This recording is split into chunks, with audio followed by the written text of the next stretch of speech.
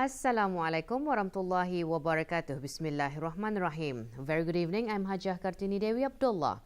Welcome to News at 10 and the top stories for tonight. His Majesty the Sultan and Yani Pertuan of Brunei Darussalam in his Titah reminds police personnel to stay away from corruption such as bribery.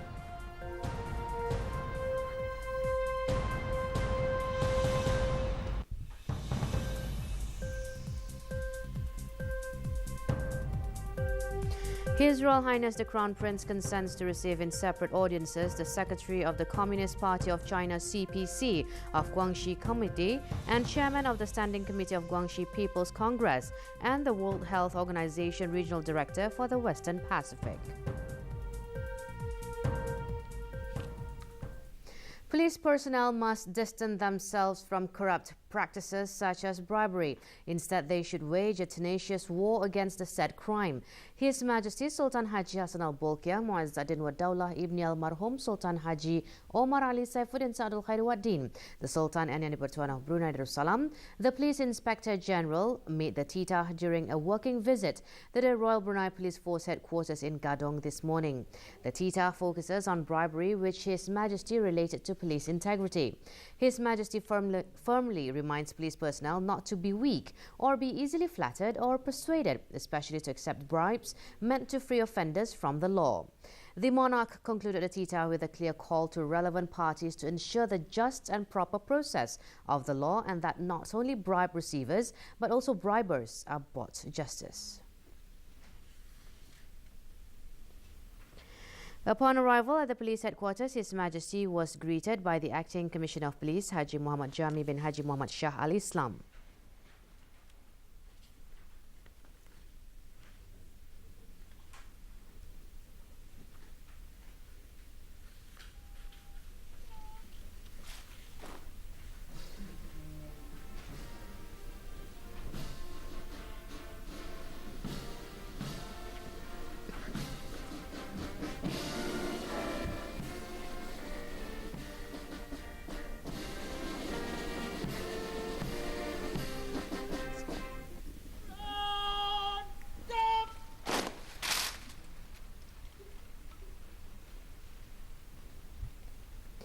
Shortly after the arrival, His Majesty consented to receive the Royal Salute and inspect the Static Guard of Honour mounted by Royal Brunei Police Force personnel.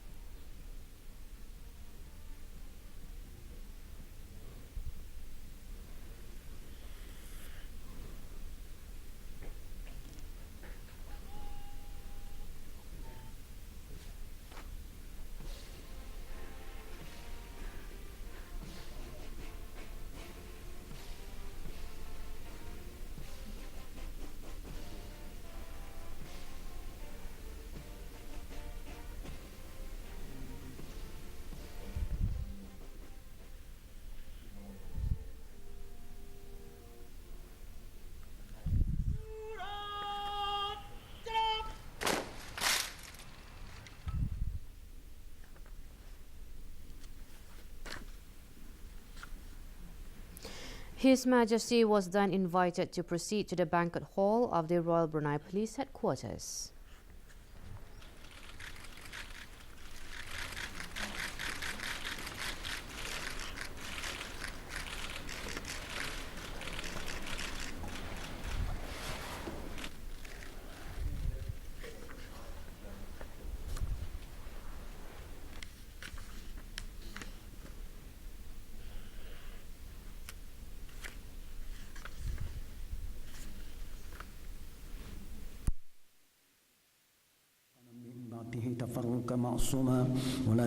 Doa Selamat was read by APO Sergeant Major Pangeran Haji Ludin bin Pangeran Haji Matahir, the Imam of Police Headquarters Surau. وفي الآخرة حسنة وقنا عذاب النار وصلى الله على سيدنا محمد وعلى آله وصحبه وسلم والحمد لله رب العالمين تقبل الله منا. The acting Commissioner of Police, in a welcoming address, said the Royal Brunei Police Force was the country's oldest security organisation that developed parallel to the increase of the country's population and national development. Sangat meluas, di mana seperempat dari keseluruhan anggota warga pasukan polis Raja Brunei telah hadir di dalam pertemuan khusus untuk mendengar dan menghayati isi kandungan titah Kebawadulitan Patik. Titah Kebawadulitan Patik amatlah berkesan bukan sahaja kepada semua warga yang hadir pada pagi ini, tetapi akan juga dikongsi sama bersama warga pasukan yang bertugas pada waktu ini semata-mata untuk kebaikan bersama. Titah ini akan menjadi suatu panduan positif dan strategik untuk dijadikan sebagai salah satu langkah pembaikan bagi kepentingan seluruh warga pasukan polis Raja Brunei. Amin. In the Titah, His Majesty says the police is a noble job that is respected by all levels of the community. Police also refers to the force that guards national security, enforce laws, and is also called mata-mata in Malay, or the eyes.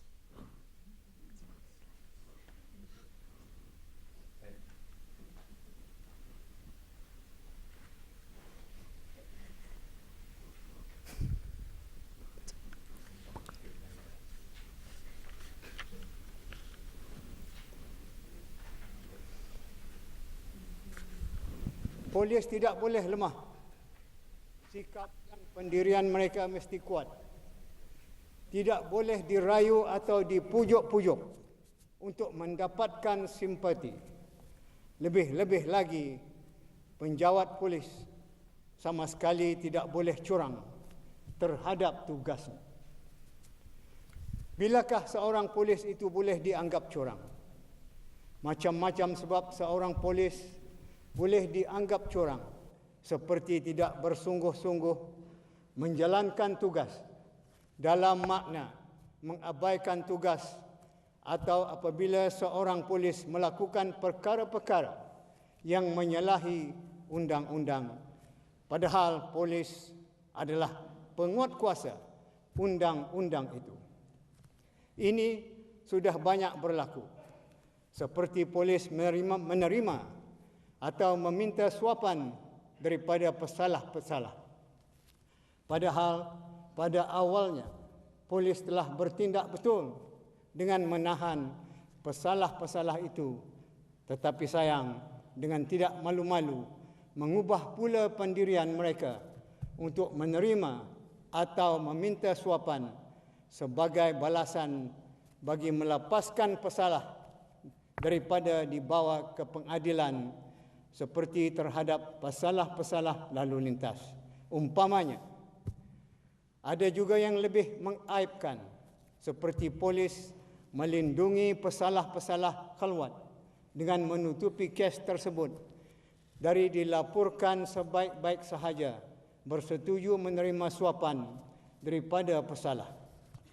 Atau satu lagi kes yang paling memalukan ialah apabila polis berpangkat tinggi telah terlibat secara tidak jujur untuk menerima suapan berupa sebuah kereta daripada seorang warga asing yang menjalankan aktiviti haram di negara ini. Memang amat dikesali apabila pegawai-pegawai polis itu menerima suapan daripada penjenayah atau kumpulan penjenayah sebagai protection money bagi melindungi para penjenayah itu daripada diambil tindakan undang-undang. Dan lebih malang lagi jika polis sendiri turut terbabit secara langsung dengan jenayah atau aktiviti yang tidak bermoral. Perkara seumpama ini boleh saja berlaku atau memang sudah berlaku, seperti jenayah judi, jenayah meminum minuman keras, jenayah penyeludup barang-barang terlarang, dan lain-lain.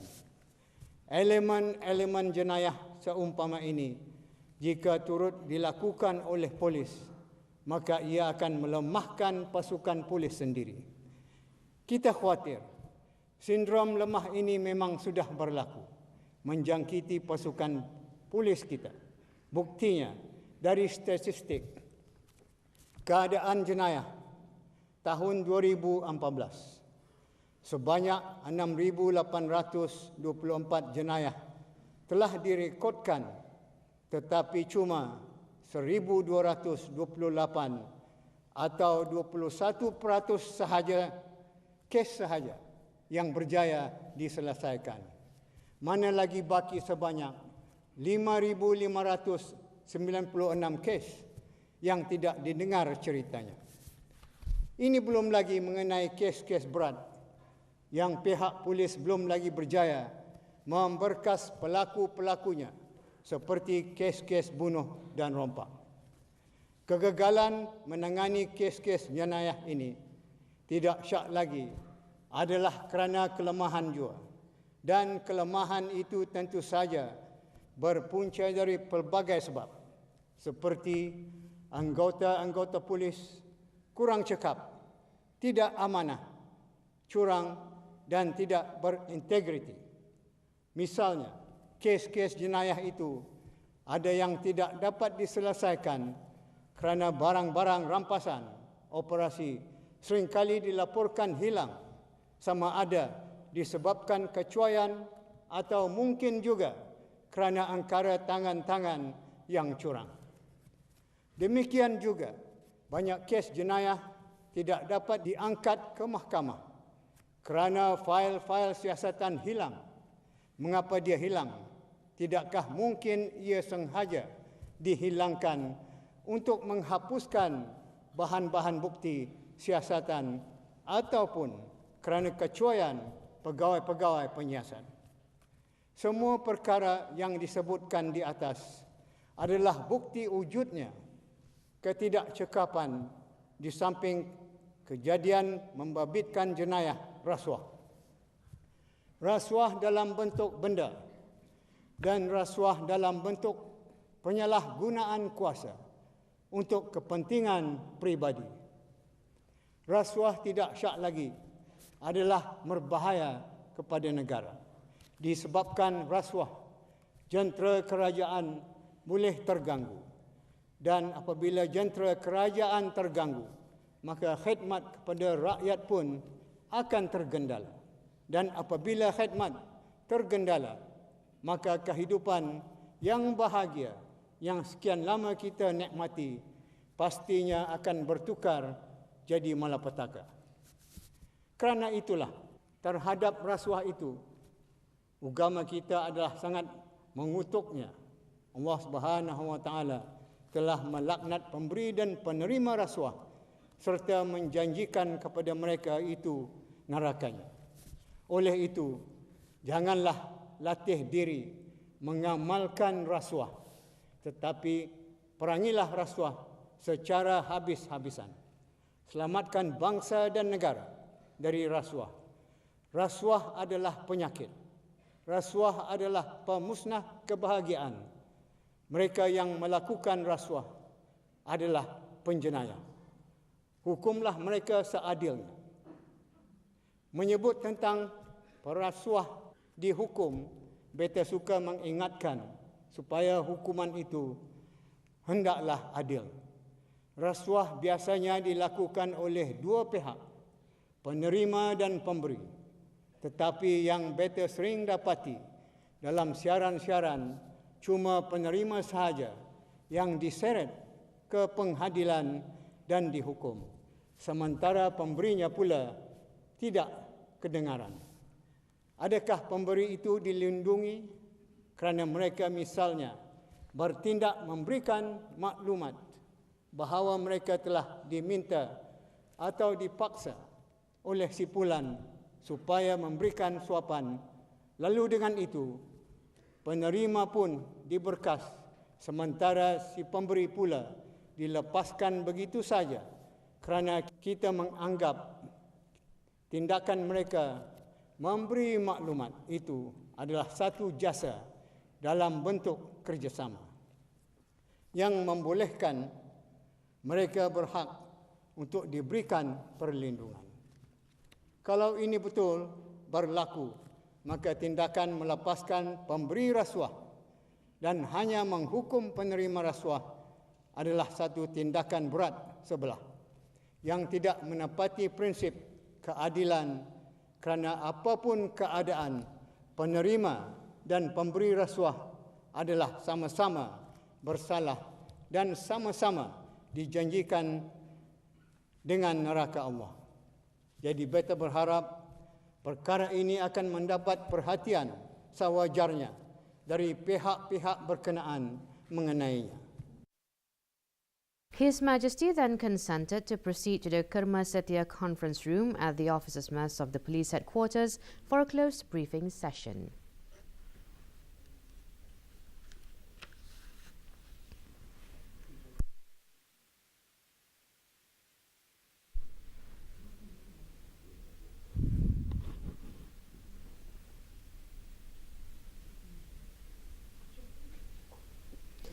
Next on the monarch's itinerary were tours of departments under the Royal Brunei Police Force. His Majesty first consented to visit the police training centre.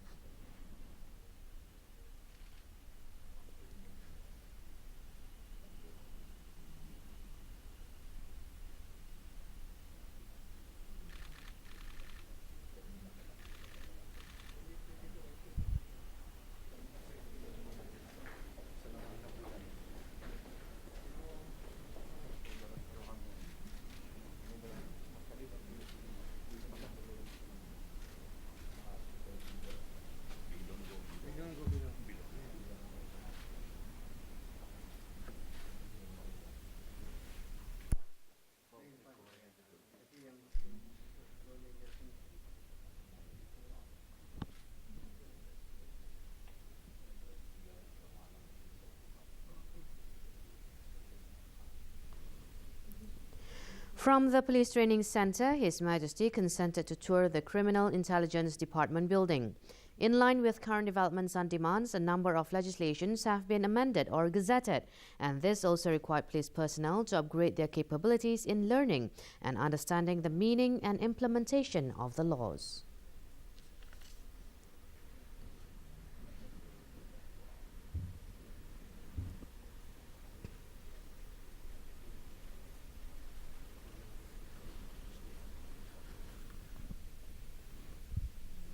Also attracting the monarch's attention was the State Control Centre of the Operations Department. The department is responsible for all aspects of operations in security and control, besides its role in enforcing the country's laws.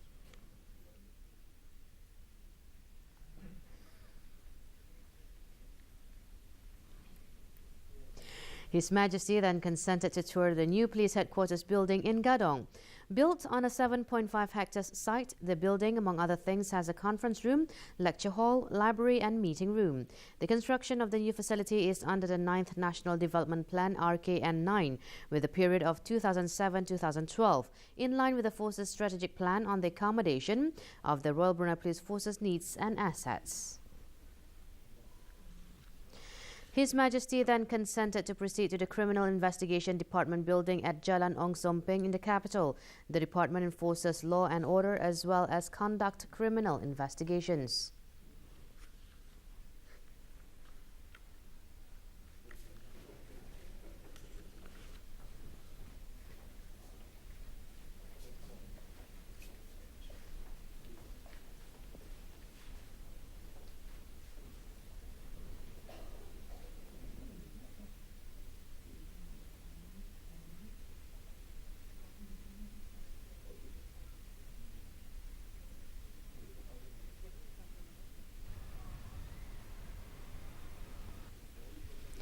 The Traffic Investigation and Control Department has a major role in controlling peace, security and discipline on the roads of Brunei Darussalam.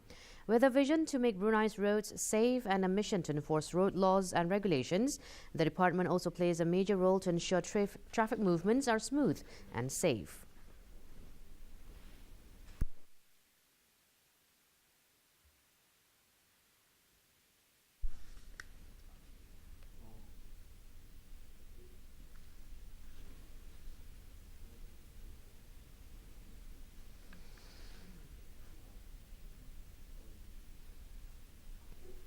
His Majesty was then invited to the banquet hall of the police headquarters in Gadong for a luncheon.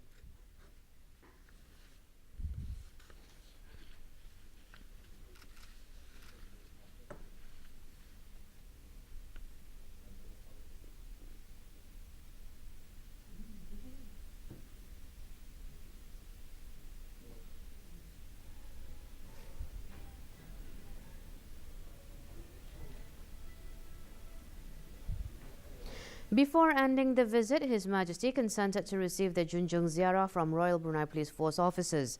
The Royal Brunei Police Force was formed following the enactment of the Brunei Police Force, which was approved in 1921. However, the history of its existence began as early as in 1906. Since its official formation in 1921, many important and significant events have taken place at the national, regional and international levels.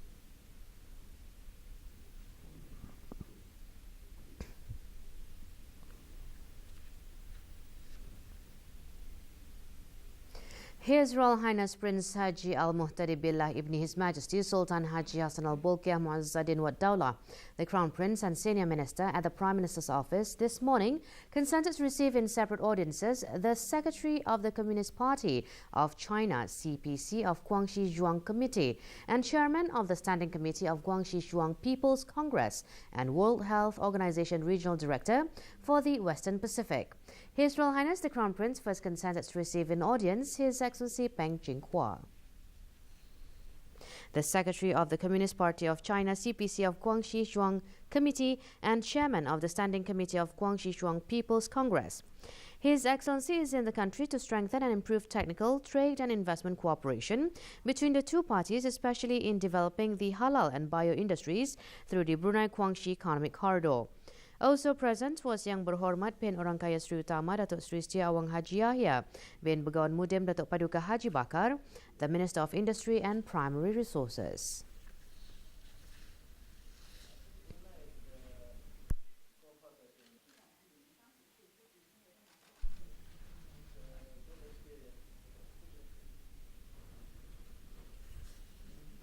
His Royal Highness then consented to receive in audience His Excellency Dr. Shin Yong-su, the World Health Organization (WHO's) Regional Director for the Western Pacific. Also in attendance was Yang Berhormat Pehen Orang Kaya Johan Pahlawan Datuk Sri Setia Awang Haji Adnan bin Begawan Pehen Siraja Khatib Datuk Sri Setia Awang Haji Muhammad Yusof, the Minister of Health. Accompanying His Excellency was Dr. Corinne Capuano, the Executive Director of the Regional Director's Office, and Dr. Graham Harrison, WHO Representative to Brunei Darussalam, Malaysia and Singapore. His Excellency and delegation are on a 3-day visit to the country.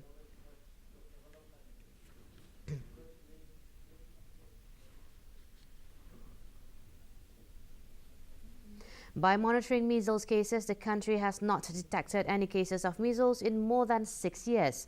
Details next, but first is excerpt of His Majesty's Titah.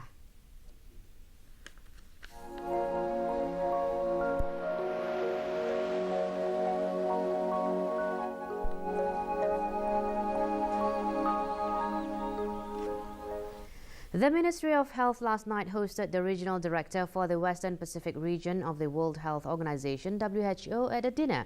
Yang Berhormat Pen Orang Kaya Johan Pahlawan Datuk Sri Setia Awang Haji Adnan bin Begawan Pehen Siraja Khatib Datuk Sri Setia Awang Haji Muhammad Yusof, the Minister of Health, hosted His Excellency Dr. Shin Yong-su at a gathering held at Lee Gong Restaurant of the Empire Hotel and Country Club. Also present were Datin Paduka Dr. Hajah Nurlila binti Datuk Paduka Haji Abdul Jalil, the Permanent Secretary of the Ministry of Health, and the Ministry's senior officials.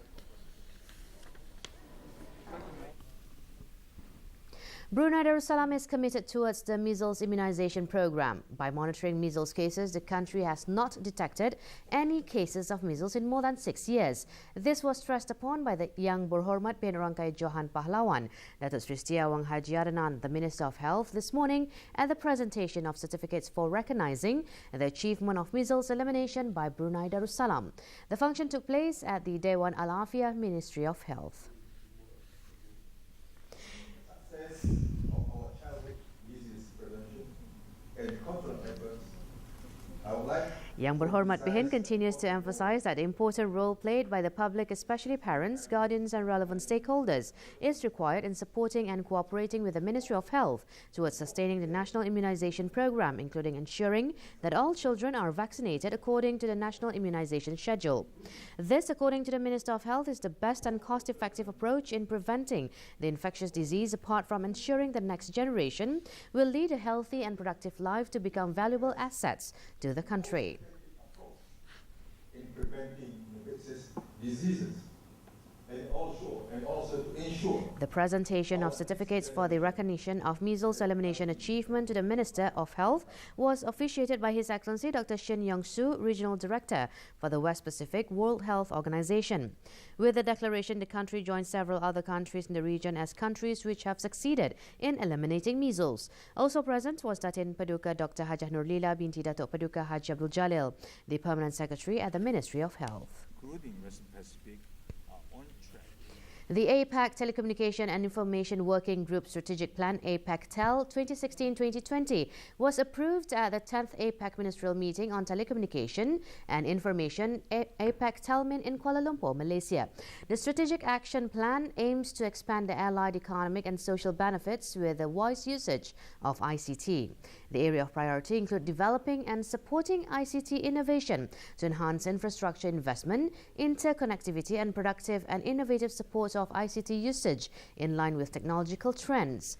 During the meeting, Yang Berhormat Pihin Orang Kaya Hamzah Pahlawan Datuk Seri Setia Awang Haji Abdullah bin Begawan Mudim Datuk Paduka Haji Bakar, Minister of Communications, in his speech underscored that Brunei Darussalam focuses on three main pillars in ICT: investment for the future growth of APAC-TEL, namely security and transparency of ICT environment, the longevity of economic and innovation organizations, and strengthening social benefits. The minister also shared the initiatives and programs in Brunei Darussalam that supports the three main pillars. The Minister of Communications delegation included Awang Muhammad Reza bin Datuk Paduka Haji Muhammad Yunus, Deputy Permanent Secretary at the Ministry of Communications. The theme for this year's meeting is ICT, Investment for Future Growth. Private companies and local job seekers are urged to register themselves to a work training scheme that can increase the chances of local job seekers and reduce the dependence on employers on foreign workers. Stay tuned for the details. More news after this break.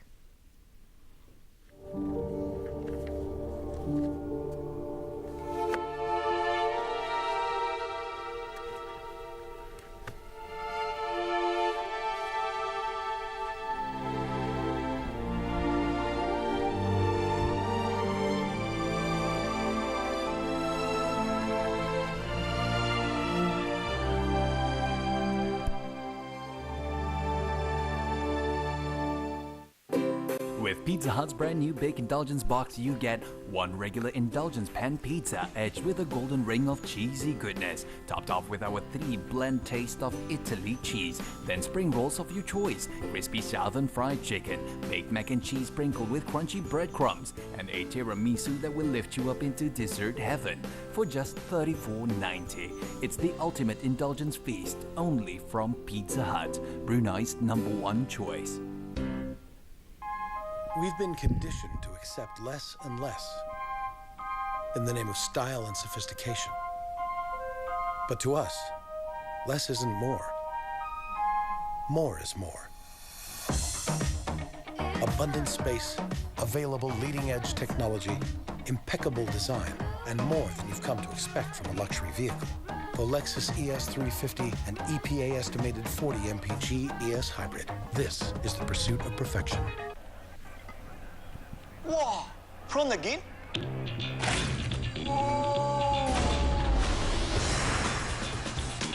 KFC Crispy Prawn, a seafood feast every day. Crispy outside, juicy inside. Perfect with KFC chicken from KFC. So good.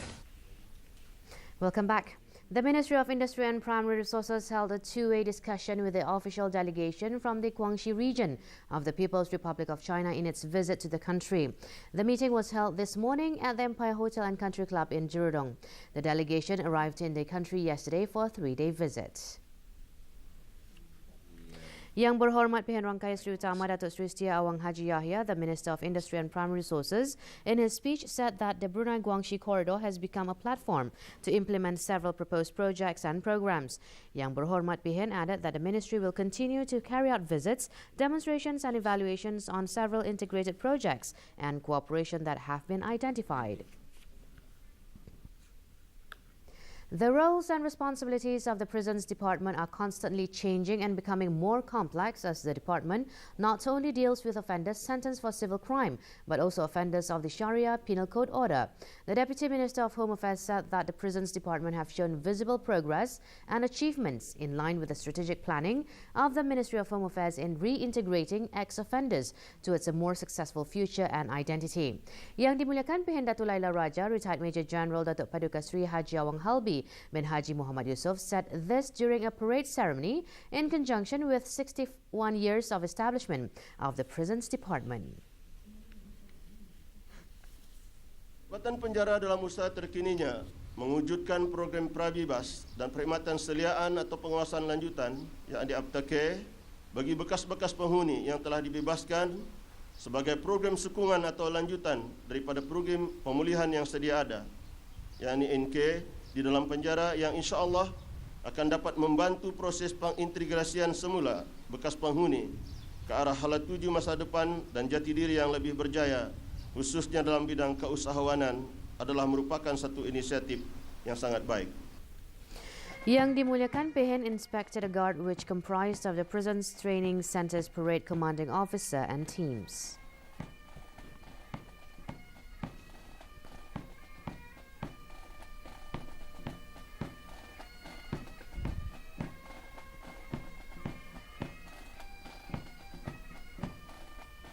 The handing over of certificates and the Excellent Prison Service Award for 2015 act as encouragement and recognition of the officials under the Prisons Department who have shown excellent work performance.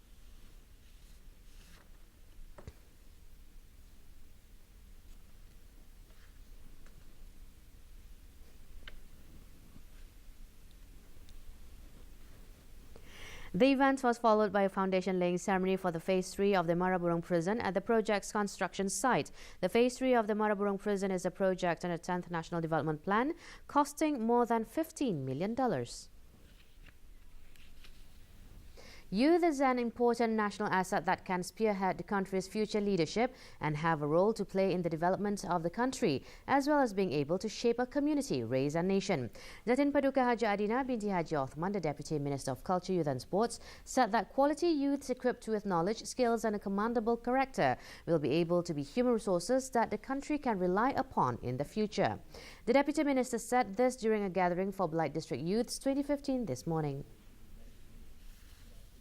Mencapai wawasan 2035 ini sudah tentunya memerlukan usaha dari semua pihak, terutamanya para belia yang akan mewarisi negara yang dicintai ini. Belia yang dinamik, belia yang kreatif, belia yang berinovatif, belia yang bertanggungjawab. Inilah belia yang kita perlukan. Inilah belia yang akan menggerakkan negara kita ini ke arah pencapaian wawasan 2035. Pendek kata, belia yang mempunyai mindset yang positif, belia yang mempunyai keyakinan diri, belia yang tidak terlalu bergantung kepada kerajaan. Ini adalah selaras dengan titah baginda semasa Majlis Sambutan Hari Belia Kebangsaan ke-8 2013 yang berbunyi, para belia perlu menukar pemikiran atau mindset ke arah perubahan sikap, di mana mereka tidak akan terlalu bergantung kepada kerajaan untuk mendapatkan pekerjaan, dan para belia semestinya lebih bersedia untuk merebut peluang di sektor swasta dan di bidang keusahawanan. Private companies and local job seekers are urged to register themselves to a work training scheme that can increase the chances of local job seekers and reduce the dependence of employers on foreign workers. This morning, 99 participants who have successfully completed 3 months of Stage 2 on the job training in various fields received their certificates and later signed a 2-year contract with local companies. Present to hand over the certificates was Yang Berhormat Pihen Kapitan Lela Diraja, Datuk Paduka Goking Chin, a Legislative Council member.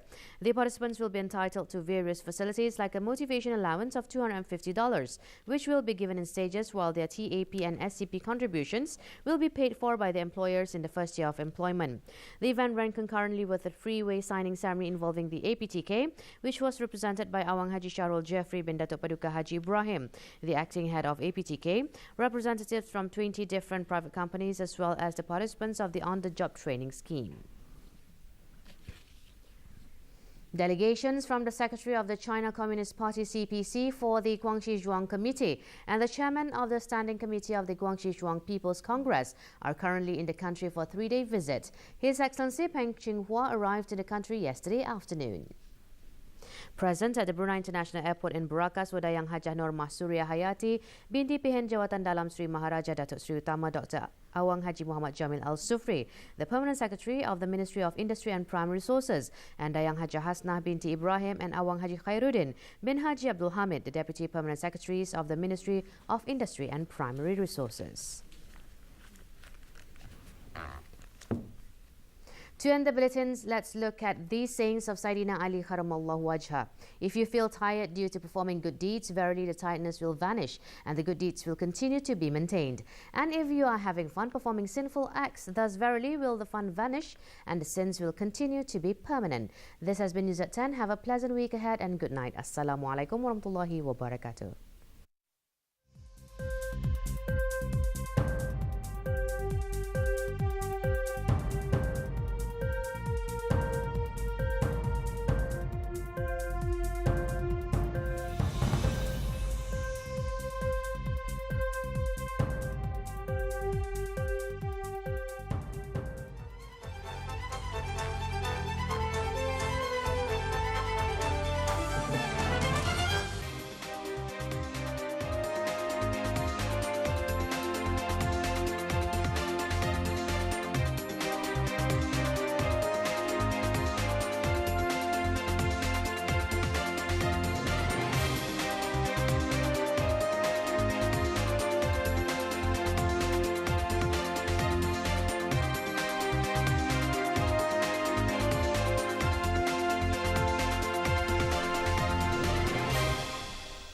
Good evening, I'm Hajjah Kartini Dewi Abdullah and welcome to World News Live from Radio Television Brunei in Bandar Sri Begawan, and the top stories for tonight.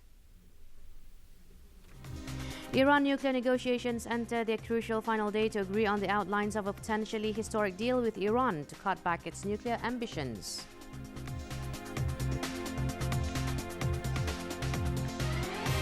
Kuwait hosts an international donors conference for Syria with a pledge of $500 million in humanitarian aid. Iran and 6 world powers ramped up the pace at today's negotiations of a preliminary deal on the Iranian nuclear program as their self-imposed deadline approached, and both sides warned it was crucial to overcome differences that could wreck an agreement. The goal of the negotiations is to find a way to ensure that for at least the next 10 years, Iran is at least 1 year away from being able to produce enough fissile material for an atomic weapon. In exchange for temporary limits on its most sensitive atomic activities, Tehran wants an end to sanctions. Iran and the 6 powers have twice extended their deadline for a long-term agreement after reaching an interim accord in November 2013. They set a goal of securing a framework agreement by the end of March and a comprehensive accord with all technical details settled by June 30th. Even if a framework deal is reached by today's deadline, officials say it could still fall apart when the 2 sides attempt to agree on all the technical details for the comprehensive accord by the end of June. Meanwhile, Kuwait opened an international donors conference for Syria today with a pledge of $500 million in humanitarian aid as the UN issued its largest yet appeal for $8.4 billion in commitments this year for the war-ravaged country. Emir Sheikh Sabah Al Ahmad Al Sabah made the pledge at the start of the 3rd annual gathering in Kuwait, which 78 countries and 40 international aid organizations are attending. According to UN figures, the civil war in Syria, now in its 5th year, has killed at least 220,000 people and displaced 11 million. The UN says $2.9 billion is needed in 2015 for Syrian people inside the country, and $5.5 billion is needed for those who have fled. Of the displaced, nearly 4 million have been forced to flee to nearby countries such as Lebanon, Turkey, Jordan, Iraq and Egypt, stretching resources there to the limit. Explosions lit up the sky above the Yemeni capital as Arab coalition warplanes pounded rebel positions in the heaviest raids yet of the 6-day-old Saudi-led operation. Huge blasts were heard overnight in Sana'a when coalition forces hit a missile depot belonging to the renegade Republican Guard, which is loyal to former strongman Ali Abdullah Saleh.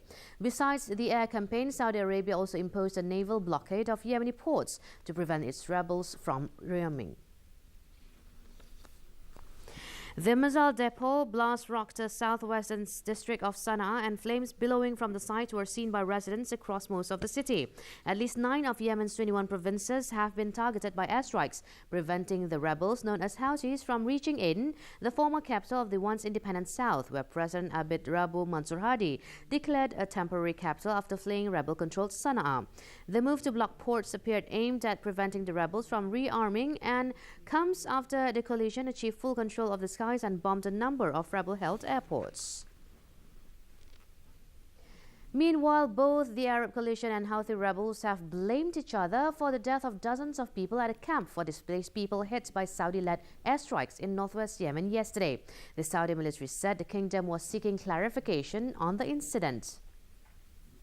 State media said Saudi planes were responsible for the death of at least 40 people at the Al-Harath camp, but Yemeni's foreign minister said artillery strikes by Houthi rebels were to blame. It said the dead include women and children. The camp has been housing Yemenis displaced by the conflict between the Houthis and the central government since 2009. The International Organization for Migration, IOM, said 200 people were also wounded in the bombing. Iraqi forces have retaken the Salahuddin provincial government headquarters in Tikrit from the IS jihadist group, a significant advance in the battle to recapture the city. The Badr militia said members of the Popular Mobilization Unit's pro-government paramilitary forces, dominated by Iran-backed Shiite militias, took part in the fighting after some froze offensive operations last week in response to US-led airstrikes. It is the most significant advance in Tikrit since pro-government forces launched an operation to retake the city early this month, their largest since IS led an offensive that overran much of the country's Sunni Arab heartland last June. Iraqi military also had retaken a hospital in southern Tikrit as they progressed towards the center of the city. Iraqi troops were seen fighting the area around Tikrit General Hospital yesterday, where they believed IS militants who controlled the city were sheltering. The military's three-pronged offensive is making slow progress as it attempts to take the city because of booby traps and suicide bomb attacks. Activists say Syrian government forces have fired surface-to-surface missiles and conducted airstrikes on the rebel-held northwestern city of Idlib, killing more than a dozen people. The Britain-based Syrian Observatory for Human Rights and the local coordination committees said the night strikes killed at least 14 people. The attacks come amid fears that the government is preparing to retake the city that it lost on Saturday. Opposition fighters celebrated the capture of Idlib. A Syrian military source had accused Turkey of helping the rebels to stage the assault on the city. The fall of Idlib marks only the second time the Syrian civil war that Damascus has lost control of a provincial capital. The first was Raqqa, which the IS group has turned into the de facto capital of its self-declared caliphate. The capture of Idlib by several factions led by the Al-Qaeda-linked Nusra Front underscores the growing power of extremist groups in Syria, which now control about half the country. Now that the city is in the hands of rebels, many residents fear that troops will retaliate harshly.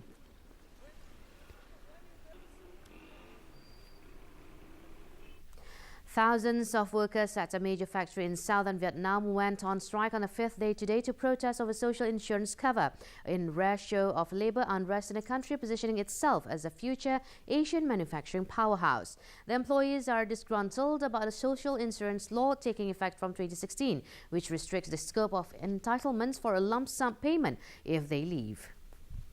Witnesses in the industrial suburbs of Ho Chi Minh City said hundreds of workers marched peacefully inside and outside the factory owned by Po Yuan Vietnam, a footwear maker for firms that include Nike Inc. and Adidas, and brands like Lacoste, Converse and Reebok. The factory, which employs close to 80,000 workers, is controlled by Chinese shoemaker Ye Yuan Industrial Holdings Limited, a subsidiary of Taiwan-listed Pochen Corp. The strike is another blow for a factory that was among dozens hit by anti-China rioting last year during a maritime diplomatic row between Hanoi and Beijing. It comes as Vietnam strives to lure big firms with its cheap labor, tax breaks and its looming accession to free trade agreements FTA with its biggest export partners. And finally to Spain, where police arrested 2 young teenagers and 2 adults early today who were allegedly about to travel to Syria to fight with jihadists. The minors aged under 16 and a couple were arrested in a raid of a property in Badalona near Barcelona, along with 2 other suspects, one a woman. The Spanish Interior Ministry said that a brother of the teenagers had already traveled to Syria after being recruited by jihadist groups and died last year. The ministry added that they were due to travel today through Morocco to Turkey and from there on to Syria with the full knowledge of those close to them, including their mother. That wraps up tonight's edition of World News. Thank you for being with us. Have a pleasant day and good night. Assalamualaikum warahmatullahi wabarakatuh.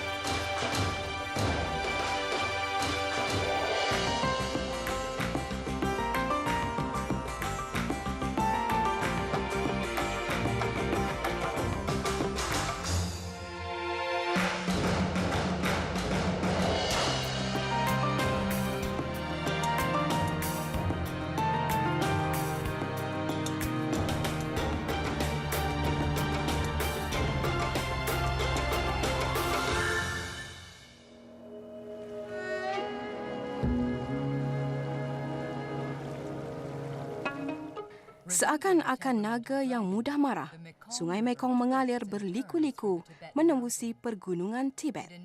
Mula-mula ia menyusuri Laos, kemudian jadi agak perlahan, sebelum ia jadi deras kembali sebelum merentasi Kemboja dan Vietnam. Jutaan orang, nelayan, pedagang dan petani tinggal di sepanjang aliran sungai sejauh 4,200 km yang bermanfaat ini.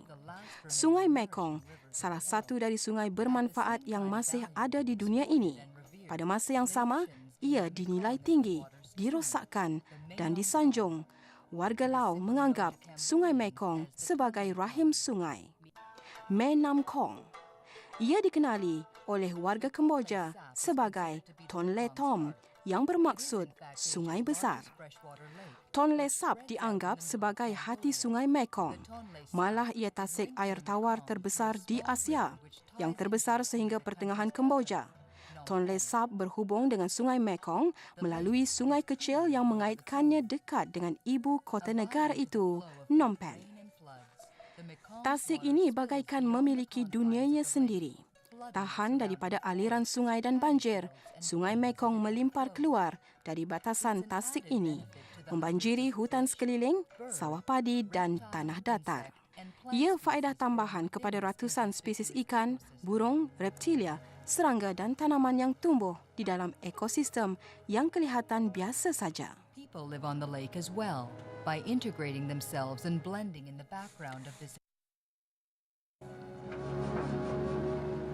In recent years, in Prektol, a floating village of 800... Penduduk tinggal di tasik ini dengan bersepadu dan bergabung bersama pemandangan kawasan akuatik ini. Dalam tahun-tahun kebelakangan di Prektol, perkampungan seramai 800 orang yang memencil ke arah barat tasik, lembayung air telah menimbulkan masalah. Tanaman ini memang terkenal dan tersebar luas sepanjang Tonle Sap. Oleh kerana ia tumbuh dalam kawasan luas, ia menyekat kipas bot, membelit jaring ikan kecil dan menggunakan oksigen yang bernilai di dalam air untuk mengancam jumlah ikan. Wanita Prektol telah berikhtiar bersama untuk membersihkan laluan terapung ini yang menyusahkan kampung mereka dengan menuai batang lembayung yang kemudiannya akan mereka anyam. Novtach, seorang wanita yang tinggal di tasik ini sepanjang hidupnya. Sebagai isteri seorang nelayan, dia banyak menghabiskan masa membuat pelbagai tugas yang diperlukan. Melakukan tangkapan ikan berskala kecil, berhampiran kampung dan ternakan ikan sambil menjaga 6 orang anaknya. Hari demi hari, tidak seperti ramai wanita yang terlibat dalam anyaman lembayung, dia berupaya merubah masalah ekologi menjadi sumber pendapatan. Novtach menganyam dari pagi sampai malam dan bila dia ingin memotong lembayung, dia akan pergi melakukannya. Jika tidak, dia akan terus menganyam. Dia dan anak perempuannya bekerja bersama. Mereka buat apa yang mereka minati. Jika mereka suka bakul, mereka akan membuatnya. Jika mereka mahukan tikar, itulah yang mereka akan buat. Begitu juga buayan. Jika itu mereka perlukan, mereka akan buat. Mereka terus tajamkan fikiran dengan memikirkan reka bentuk baru. Suaminya berharap mereka tinggal di darat. Nov pula tidak tahu bagaimana untuk hidup di darat. Dia tidak biasa. Mereka sudah tinggal di sungai ini sejak generasi neneknya lagi. Di darat, mereka agak takut pada orang. Mereka agak menyusahkan. Hidup di air adalah pergelutan harian, usaha yang berterusan. Setiap tahun rumah mereka mungkin dibanjiri jika mereka tidak menukar buluhnya. Dengan wang yang cukup, mereka boleh membuat rumah terapung yang lebih baik. Jika tidak, ia akan kelihatan seperti ini. Each afternoon, Novtach joins the other village women in a floating workshop where they greet their most important Setiap petang, Novtach menyertai wanita kampung lain dalam bengkel terapung di mana mereka mengalu-alukan ketibaan pelanggan terpenting mereka. Para pelancong yang datang ke Prektol yang ingin menikmati keindahan dan belajar dengan cabaran hidup di atas air. On-water living is costly. Through the help of Osmos, a French-based NGO... Penginapan di atas air memang mahal. Dengan bantuan Osmos, sebuah syarikat bukan kerajaan berpangkalan di Perancis yang ditubuhkan 10 tahun lalu, para wanita ini mengubah hasil kraf tangan mereka menjadi sumber pendapatan tambahan yang banyak. The crafted handbags, mats and hammocks gradually disappear alongside these... Beg tangan, tikar dan buayan yang dibuat hilang bersama pengunjung ini. Mendapat rumah baru di Paris dan London atau dalam kes ini di Seoul.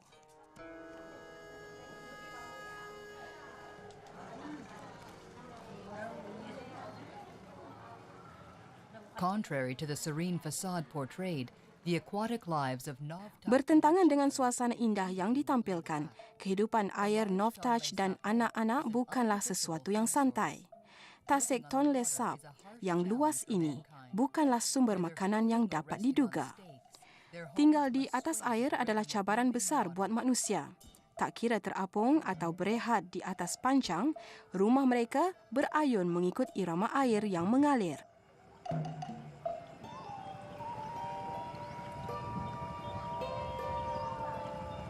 The bamboo floats on which these dwellings lie require frequent replacing.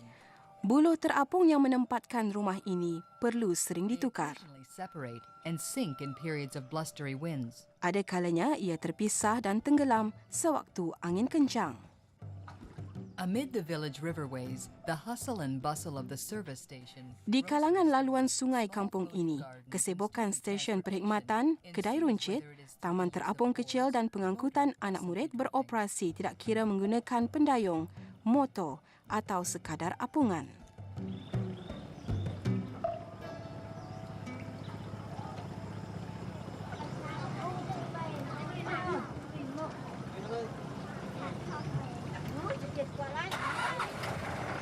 Sat Kimley, a teacher in Prektol, is also a member of Osmos. Sat Kimley, seorang guru di Prektol, juga seorang ahli Osmos. Dalam 10 tahun kebelakangan, dia membantu kanak-kanak dalam menemukan dan menjaga alam sekitar mereka melalui sokongan Osmos. Hari ini, kanak-kanak dalam perjalanan menjelajahi hutan yang banjir. The Tonle Sap is classified as one of UNESCO's biosphere reserves. Tonle Sap dikategorikan sebagai salah satu simpanan biosfera UNESCO, satu hak milik kerana hutannya yang dibanjiri. Dunia yang agak ganjil di mana pokok tumbuh separuh di dalam air selama setengah tahun. Ikan menjamu buah-buahan dari rantingnya yang tenggelam manakala ratusan ekor burung membina sarang pada puncaknya. We get the children involved to ensure the preservation of the forest. And so that Mereka melibatkan kanak-kanak untuk memastikan penjagaan hutan agar burung tidak diburu. this forest and its many birds attract a number of tourists, thereby providing the village. Hutan dan burung-burungnya menarik sejumlah pelancong yang memberi pendapatan kepada penduduk kampung. To understand this concept, so they in turn can convey the Mereka mahukan kanak-kanak faham tentang konsep ini agar mereka boleh menyampaikan pula pesanan itu kepada ibu bapa mereka. Do you see the nest? Yes. And the eggs? No, only the baby birds. Are you sure there are any? You see any babies? Yeah, I can see something white. Thousands of pelican, ibis, stork, and marabou couples build their nests. Ribuan ekor pasangan burung undan, sekendi, burung botak dan burung bangau membina sarangnya di hutan paya Prektol. Sebagai tempat perlindungan, ia dianggap sebagai salah satu koloni burung terbesar di Asia Tenggara. Count 1, 2, 3. Try to count. Go ahead and count. Pesanan ini telah disampaikan. You only see the male? Oh, look!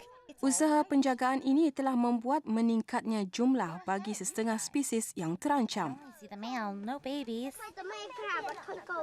Try counting them in this tree. 1, 2, 3, 4, 5, 6. The male is leaning forward. If the forest is protected, are the fish protected too? Yes. Is there a lot of fish? Yes. Does it mean our parents can fish a lot? Yes. Can they fish a little or a lot? A lot.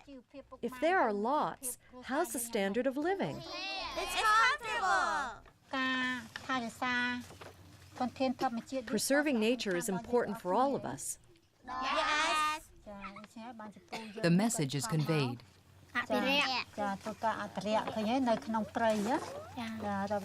The conservation efforts have resulted in an increased population size for a number of the many endangered species.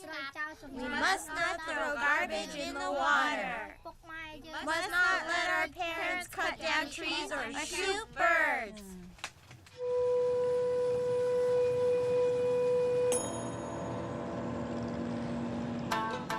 A sudden urge of excitement occurs a few days prior to January's full moon. Keriangan mendadak berlaku beberapa hari sebelum bulan purnama Januari di Prektual dan perkampungan terapung yang lain. Embark on their great annual migration. They leave Jutaan ekor ikan berwarna perak dan putih kecil dipanggil tri-rail, menempuh penghijrahan tahunannya yang besar-besaran. Ia meninggalkan tasik itu kerana memulakan perjalanan menuju Mekong ke utara menuju Laos. Ketika ini menangkap ikan adalah pada kemuncak, suatu acara utama dalam setiap jadual para nelayan. Perairan ini dikerumuni dengan peralatan menangkap ikan dari yang tidak pasti hinggalah yang banyak meraih hasil.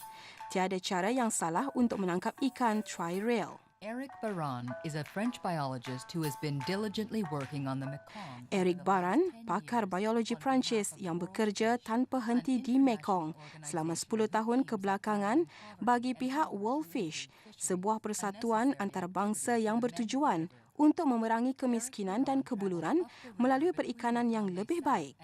Sebuah aktiviti yang perlu bagi setiap orang di sungai ini. Eric Baran menjelajah sungai di antara Tonle Sap dan Mekong untuk menilai jika penangkapan ikan adalah bagus bagi bulan Januari ini. Kami tiba di ladang ikan Dai. Ada yang Auda lihat di sini adalah bukaan jaring ikan. Jaring-jaring ini sekitar 10 ke 15 meter tinggi dan terletak di dasar sungai. Ada beberapa barisan 3 hingga 4 jaring. Seluruhnya ada lebih 60 jaring sepanjang sungai ini. Pada tahun ini, waktu 10 hingga 15 hari, purata 30 tan ikan dalam sejam ditangkap dari sungai ini siang dan malam. Peasants' wives, small merchants or market vendors. Tidak kira orang tengah, isteri petani, pedagang kecil-kecilan atau penjual di pasar. Setiap seorang menanti dengan penuh minat bagi ikan ini. Ini anugerah yang diturunkan ke atas sungai Mekong. Ganjaran semula jadi ini adalah sama dengan kerja yang berat. Nampaknya, klimaks penangkapan ikan memang memenuhi jangkaan.